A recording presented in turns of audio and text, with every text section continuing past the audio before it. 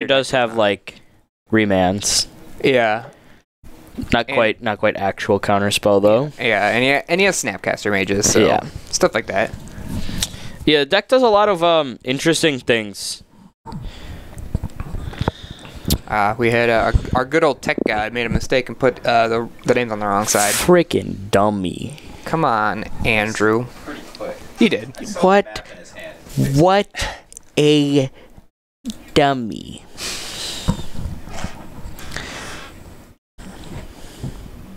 Yeah, the classic turn 1 Delver of Secrets. Is the camera match table 1? So we have like a table set aside where we were casting before. Yeah, and I think so round 1 obviously it's random, I think. Yeah. Who comes up, and then usually we just do whoever's sitting at quote unquote table 1 is usually who if they're okay with being on camera. Yeah. Sometimes John is the guy who's always choosing. Sometimes John does not choose table 1, and sometimes he's just like, all right, table 3 or 4, someone who's tied with table 1, you know, that we'll have someone, you know, who's at the best record, but not actually, you know. Yeah, and he's also keeping got the best breakers. He's keeping you guys in mind too, and he sees like what kind of decks. Right? Yeah, he's trying to choose interesting stuff. Yeah, he's not like a huge Magic player himself, but he does know obviously about the game, and so he'll kind of ask like what's going on in the matches and see and just kind of makes an educated guess on what you guys would want to see. James out here. Not the turn 3 Tron. Yeah, as he did play a basic forest. Pretty sure we're gonna see turn 4 Tron though. Yeah, it looks like James played a Walking Ballista to kill the top decked Ugin. Oh, he doesn't have it. Well, he doesn't have Tron to start the turn. Ooh! Wow! Spell snare. Very clutch spell snare. So what do we all think of Ultimate Masters? I am going to withhold my judgment until the rest of the set comes out. Yeah, until I know more about the set. Yeah, there's just not enough going on yet. The price tag is clearly high. Yeah. And we need some justification that we don't have yet. The only things that we know for sure are all the mythics. Yeah. Those have all been spoiled. Most of them are really good. There's only a few that I would say are questionable for the price tag, but well, and there's also the fact that I don't know. I personally didn't inspect it very well, but I know all of the box toppers are not all mythics. Correct. But all the mythics are box toppers. Yeah. So I don't know which cards are wow, this is underwhelming. Like Balefire Dragon, I believe. Yeah. I looked at it and I was like, this would be an underwhelming mythic. And then I didn't check, is it a mythic or a rare? I don't know. Yeah. All of the box toppers have the mythic color. Yeah, which is also a little annoying. Yeah, it's a little misleading. So whether it's a rare in the set or not, I'm not 100% sure. All right, so back to the match here. Devin seems to be down on lands, only on 3 right now, while his opponent is on 6. But he seems to be holding his own. James tried to play a Wormcoil Engine that got remanded. Yeah, and he was 1 mana short of recasting it. It seems like even with this mana disadvantage, both being that he's not drawing it and that he's playing against Tron, he's keeping up pretty well. Oh, the man lands. Yeah, the man lands, glad to see them back. Yeah. Also glad that they're box stoppers. Yeah, those ones look pretty good, I think. Obviously, Celestial Colonnade is the most expensive of all of them, and Raging Ravine is also getting up there. Yeah. Yeah. Those two should see a price decrease on the regular printings. Yeah, Creeping Tar Pit. It does see play, yeah. It's not quite as ubiquitous in the format as the other two. Yeah. Yeah, Dan says he's not going to play any limited with it. I don't want to because I know it's going to be stupid expensive to do so. But I may. But I might do one just to try it out because I might give in. Yeah. Probably on like release weekend or something. Yeah, it'll be hard not to give in to the temptation to do it. Mm-hmm.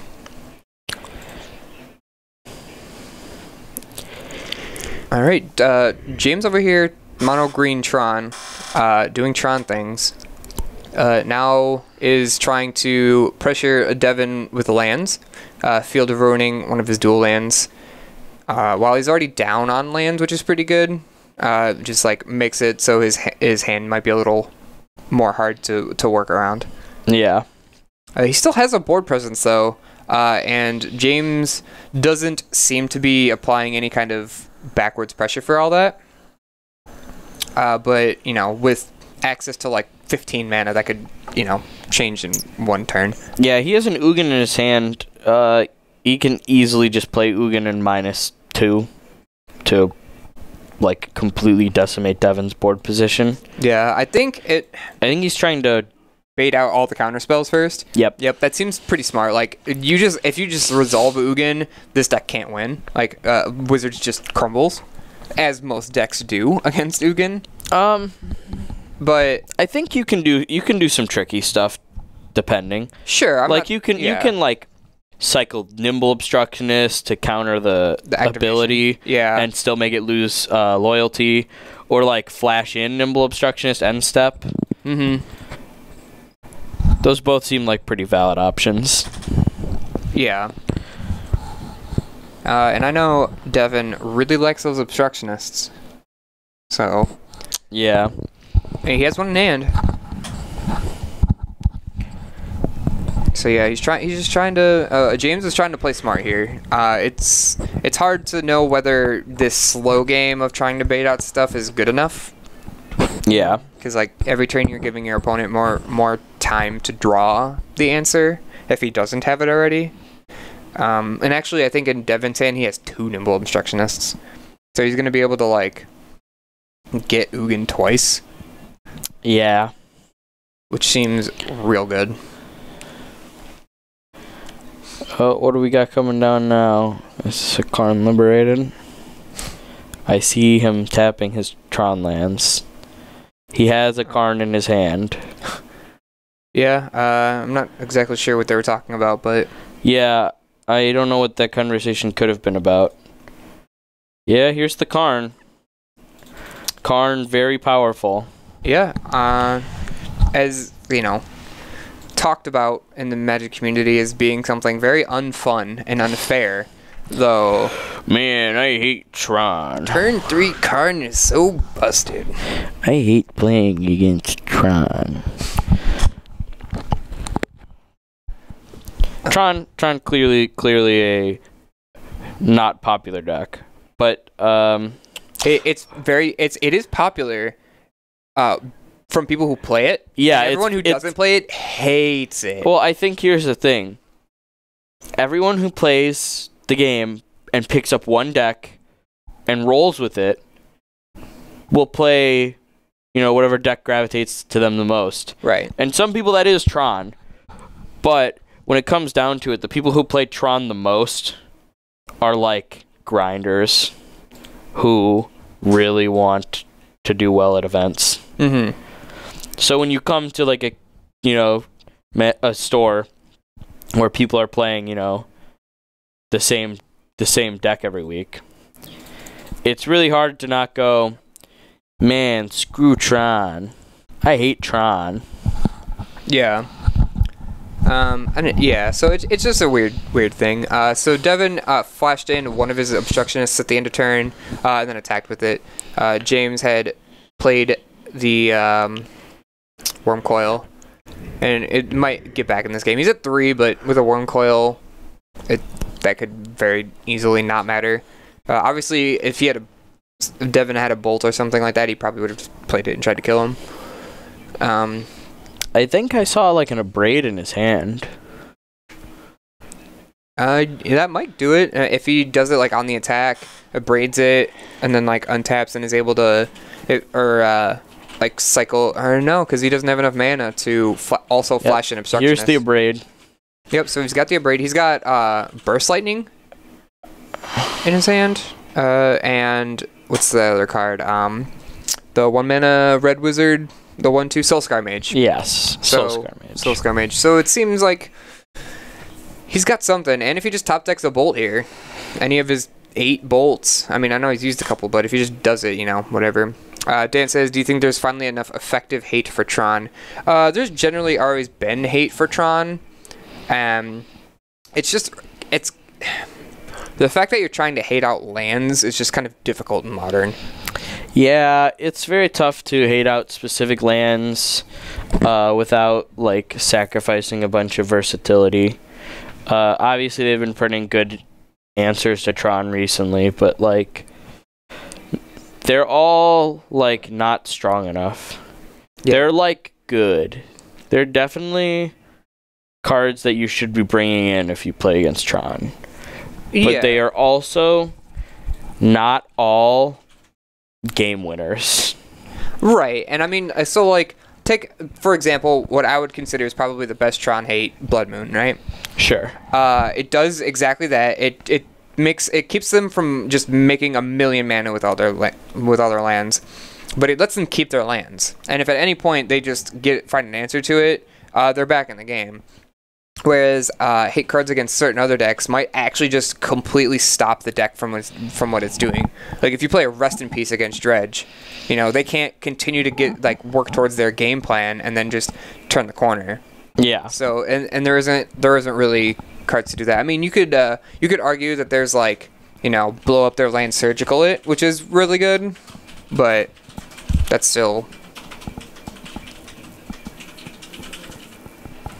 We have Dan over here giving us a pointer. He thinks Devin is playing against James having his own Nature's Claim for his own creature to get out of bolt range. So if you try to bolt him, he just Nature's Claims in response. It seems like a pretty good, would be a pretty good play for James.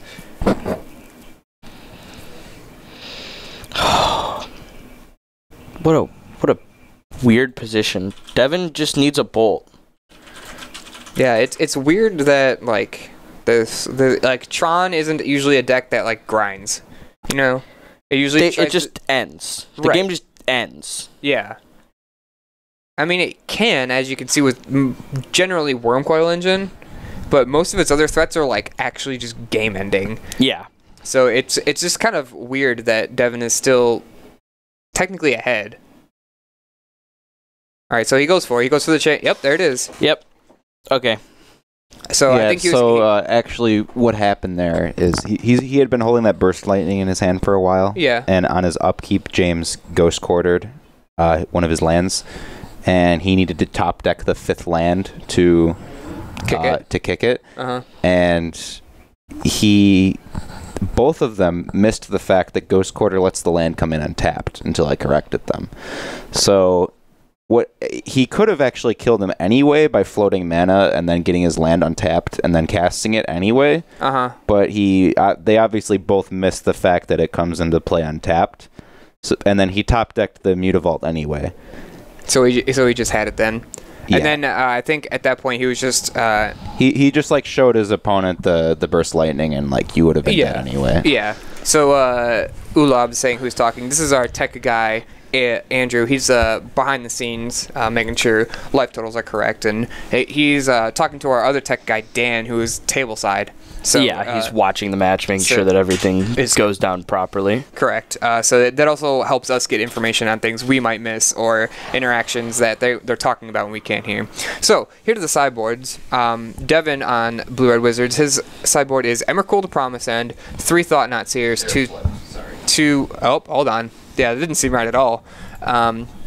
Yeah, Devin out here running it with I was like, Emrakul. Yeah, I was like, that's a really weird sideboard card. Sorry about that, folks. All right, so Devin, his sideboard is a Braid, 1 Abrade, 3 Ionize, 1 Dispel, 2 Magma Spray, 2 Izzet Staticaster, 1 Negate, 1 Ceremonious Rejection, 2 Alpine Moon, and 2 Tormod's Crypt. What do you like out of this sideboard? Definitely bringing in a Braid.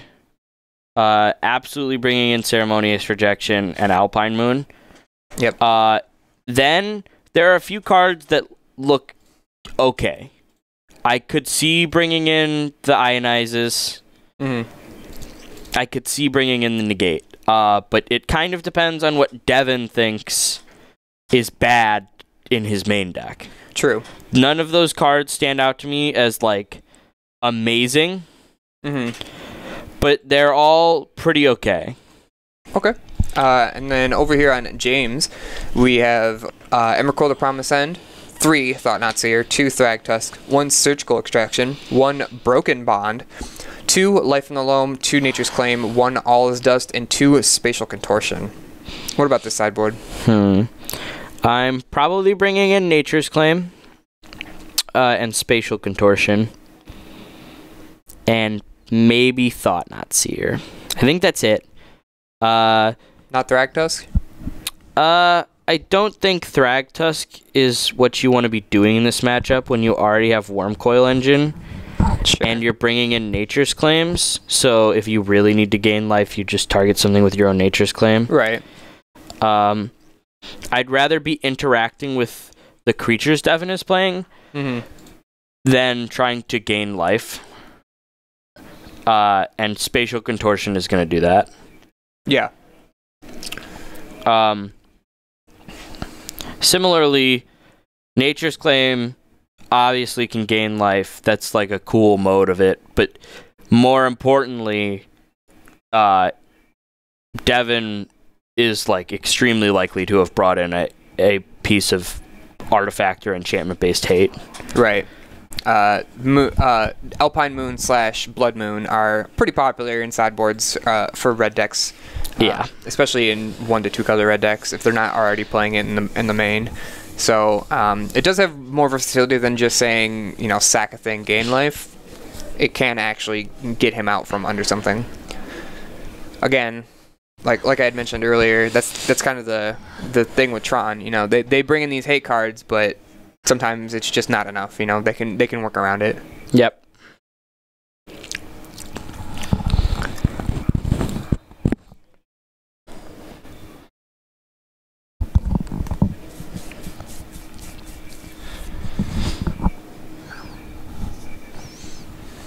Fun and interactive Magic the Gathering, folks. Oh, yeah, this is going to be very interactive. If Devin has his way, this will be very interactive. Yeah, I was going to say, one of these people are trying to interact. The other person is trying to say, do you want to scoop yet? Are you ready? I think I checkmated you. Come on, buddy. All right, gonna resolve any mulligans here. I think Dan is pretty good. I see as 2 lands, 2 delvers, a remand, an opt, and I think that last card is in a braid, but I could be wrong. So who's more likely to win this matchup? This is not a matchup I'm extremely familiar with. There are a lot of matchups in Modern that not everyone has played, so I can't comment personally. I think Blue-Red Wizards is slightly favored. He's playing disruptive spells, playing extremely similar to Burn, but with more disruption. Yeah. And with a more consistent clock because they're creature-based and not as burn spell-based. Yeah. I would agree with that. Just honestly, the biggest factor here is the counterspell disruption package. Being able to, delay James from just saying, all right, it's turn 3, I win, Yep. So, and, James leading on Forest, while Ancient Stirrings on 1 is good, means he is not going to have a turn 3 Tron. Seems pretty good for Devin. Yes, definitely. Especially with his hand lining up the way it is right now. He might flip this Delver here, play a second Delver, and if he just, flips it, James is going to be really on the back foot, and Devin will have adequate interaction to both keep these Delvers alive and keep James from any kind of stabilization. Blind flip the first Delver. Yeah, with an Abrade, which is a really good card. Yeah, extremely good in this matchup. All right, so if I see, is that a OG Shockland? Yep. Okay, so mismatched team events. What disgusting. What a plebeian. Definitely not representing anything by saying Shock Go. Oh, it tries to play O-Stone. Yeah, it tries to play O-Stone, which would have been pretty good here, especially it won't let him play the second Delver, which he doesn't seem to be doing anyway. Maybe he didn't draw a third land. Oh, there it is. Nope, Mutavault. So now I think Devin is in a really, really good spot. So like right where he wants to be. He's got a threat, like a good threat, and is able to leave up his mana every turn to try to just keep his game plan rolling. So it seems like he did bring in the Thought-Knot Seers, James. Yep. It's not bad. Ionize. I think honestly that's a good. That was like a pretty good call on Devin's part. He just wants disruption over like bolts. Yep. So trading out the smaller removal spells for just better interaction. James is here at 9 with his 3rd power plant. Yeah, he's going to need to find something that isn't a power plant. So he did bring in Thragtusk. Oh, wow. A Nimble Obstructionist is stopping from gaining life. James. James is a little upset. Just a little bit. But that's fair. I'm sure James is like, ha, I got him. No. Nope. He's got you. Did not get got. And now he's just going to bolt to finish it out. And I'm pretty sure he had another lightning bolt in hand. I think for the turn he drew actual lightning bolt. Wow. That was a very good display of how the blue-red wizards can just tempo you out of the game. Yeah, very patient play from Devin. He easily could have started playing more creatures and not been holding up spells that whole time. Yep. But it all paid off for him. Yeah, exactly. He had all the counter spells exactly when he needed them. So like I said, I as I was commentating, that is not the line I would have taken, and clearly his experience has paid off. Yeah, for sure. So yeah, he knew that all he needed was one threat and just to protect it, and that's exactly what he did. And he had the correct counterspell suite up the curve to do so. Yeah. So, how do you think about the matchup now that you've seen it? I went into it thinking, yeah, Blue-Red Wizards has some draws that beat Tron, and came out of it thinking, yeah, I see that Tron can maybe win. Like Tron feasibly wins, but it actually does not seem even remotely likely. So you went from like a 55-45 to more like a 70-30, probably? I went from like 45-55, where I thought Blue-Red Wizards was disadvantaged. Oh, really? Yeah, to like, oh wait, oops, never mind, I had that totally backwards. This is definitely like much closer to 70-30 in Wizards' favor. Okay. I'm gonna try to go out there and snag Devin really quick. Sure. So you can talk to him. He's supposed to be coming in. Okay. I'll just make sure that he's on the way.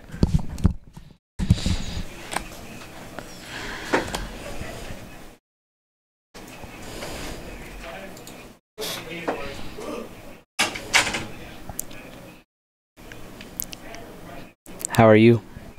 In chat. How is everyone? Everyone's like that. Yeah. Just kill time or whatever. He's gonna kill time. Alright. You gotta kill like 15 minutes. Oh no. Talk about Cyclebird and Ionize.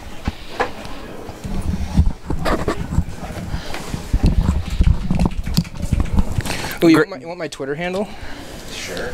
Yeah, at MTG Devtron. Devtron. All right. That was a good match. That was awesome. That looked like it went exactly the way you drew it up. Yep. Sometimes that just happens. We were commenting. I think you had another Delver in your hand in game 2, right? Yeah, and decided not to play it on turn 2. Yeah. And it like paid off big time. Yeah, it was huge. I've been playing it for a while now. I think you pick up on the workings of it pretty fast. It doesn't go like super deep, Yeah. So just a couple of months, and you could probably make the right decisions 98% of the time. That's fair. How do you normally like the Tron matchup? Do you think it's favored? Tron is one of the reasons why you play this deck. Yeah. Yeah. It's so fast, and like generally speaking, Remand is really good against big mana. Yeah, absolutely. And that's enough. And then like Snap Remand, that yeah, you bury the hatchet really quick. Yeah.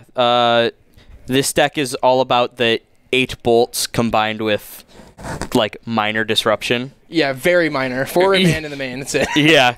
Nimble Obstructionist cycles sometimes. So sweet. How was cycling Nimble Obstructionist to prevent Thragtusk? That might be the best stifle I've ever had. It's between that and like I've had really good stifle on storm triggers. Yeah. Stifle the storm trigger. But that one was huge, and I didn't even think about it for a second. You can almost let that Thragtusk resolve with Wizard's Lightning and Burst Lightning in my hand, which I still had. Yeah.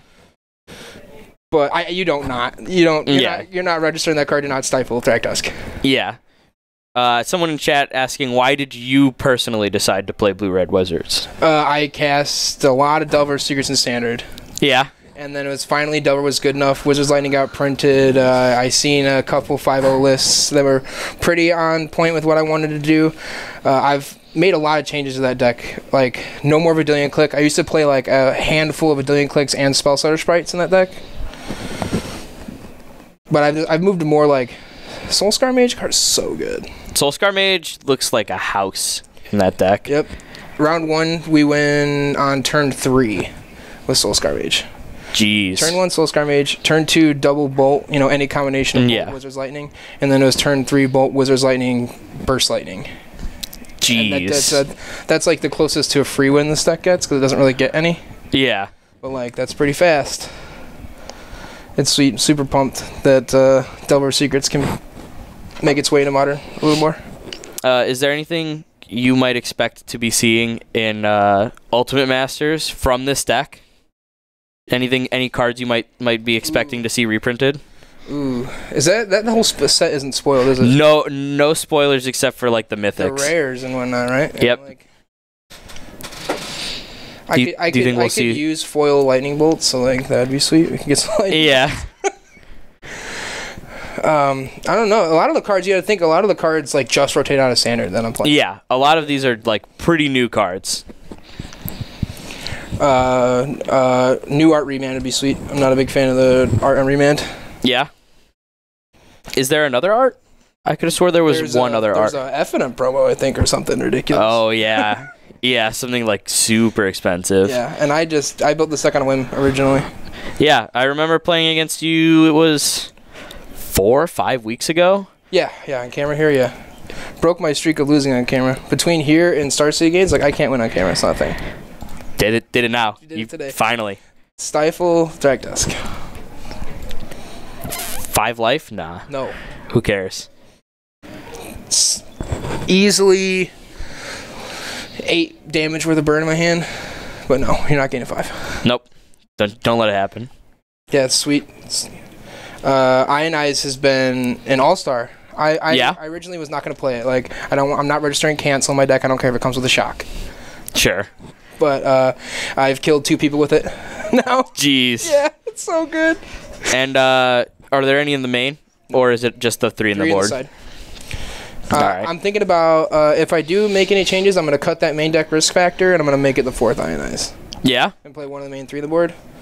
But like I want risk factor to be good. Yeah, the card has potential. It's just a little clunky sometimes. Yeah. It's like you gotta. If there was a deck that was gonna leverage it, it probably looks a lot similar to what I'm playing. Yeah. So it's really worth trying to make it work. Yeah. I've gone from 3 to 1. yeah. Pretty evident of how weird the card is. I'm having a hard time cutting that last one, but if I do, it's definitely for cancel shock because it's good enough. I don't know why. I mean, like when you put 2 cards together, you don't have to spend the extra cards. True. Yeah. What's the other newer cards there? Oh, Soulscar Mage, man. Yeah, Soulscar Mage looks absolutely crazy. Both abilities seem very relevant. Yes. Frequently. Yeah.